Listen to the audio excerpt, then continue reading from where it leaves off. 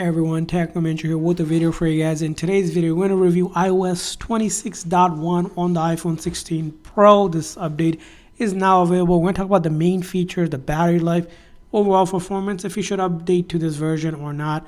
So let's get started. So this update is now available if you go into your setting, general, software update, and you're going to see iOS 26.1. I already updated this phone already. Now this update does take quite a bit of storage. So it's around just under 8 gigs of data, so you do need some space if you don't have space on it. But once you update to it, a couple update feature you're going to notice. First thing is starting in your settings here, you're going to notice a UI update in the settings here. For example, if I go to general, you'll see this big icon where it gives you an idea of what each of the setting for a section is. So kind of quick overview. Another thing you're going to also notice is under display and brightness here, you're going to notice for liquid glass, you're going to have clear versus tint, slight, again, difference in terms of the appearance as well. Now, you're also going to notice other things as well, like in the camera setting now, if you go into the camera, if there's a new feature that finally has been introduced where you can actually now disable the phone from swiping and opening up the camera. So as you can see here, if I swipe with that disabled, turned off, I will no longer open the camera. So this is a feature that's finally available.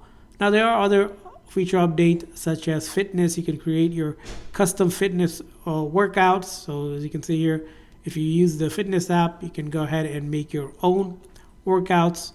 So you can go ahead and create my own one. If I don't want to use any, as you can see here, I can add my own custom one accordingly. Now you have other features as well, like for example, the alarm and time has a new snooze option. So this is how the snooze will look now.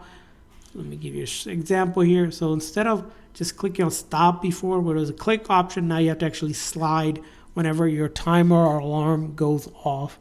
Now there's also been other things like improvements to FaceTime actual audio. So if you have low audio quality on FaceTime, there's been a fix for that as well. And then update to the Photos app as well. So you'll notice here a redesign of the photo app in terms of how you filter, select, and then also view your actual photo itself. So slight enhancements there as well on this update.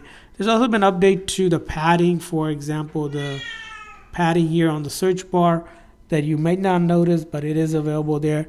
And more importantly, there has been an update on how you manage software updates. So in your setting, if you go to general, software update, automatic update. Now there is something called automatically install, which will automatically download and install iOS software updates whenever you're connected to the internet when they're available. This used to be a security and a rapid one that you can pretty much turn on and off, but now you have the option to do automatically install the update, which Apple decided to change towards that. So those are some of the main features of it. There are other minor feature updates such as support for languages for Apple Intelligence and live translation as well. A couple more languages were added to that list. But let's talk about the main thing is the battery life on this. So the iPhone 16 Pro has quite a good battery life. So when it comes to this, when I did actually upgrade to this version, I haven't seen any issues with battery drain or any problem with the battery. So this update seems to be a stable update for the battery, at least for the phone that I have tested here. I haven't noticed any issues so far. Now, in terms of the performance, as you can see here, most of the basic things are working as expected. All of your popular apps are working, no issues there. I can go ahead and launch most of the apps. I haven't seen any issues with it. You might need to update an app or two here and there, but that shouldn't be a problem for you.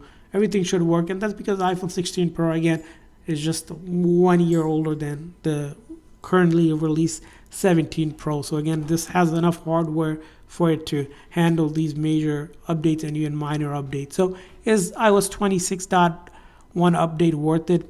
If you're already on iOS 26, you definitely want to update your phone. The reason why it has some security updates. It's important to always update your phone and without impacting any battery, and you get a bunch of these new features as well as some of the bug fixes. Now, if you're on 18, of course, you can still stay on 18 on this version, but sooner or later, you're going to have to upgrade. You might want to wait till .2 or .3 of iOS 26 as an option. So that's our review from it. I want to hear from you if you updated to iOS 26.1, how it's been. Leave a comment in the comment section. Thanks for watching. We'll see you guys next time.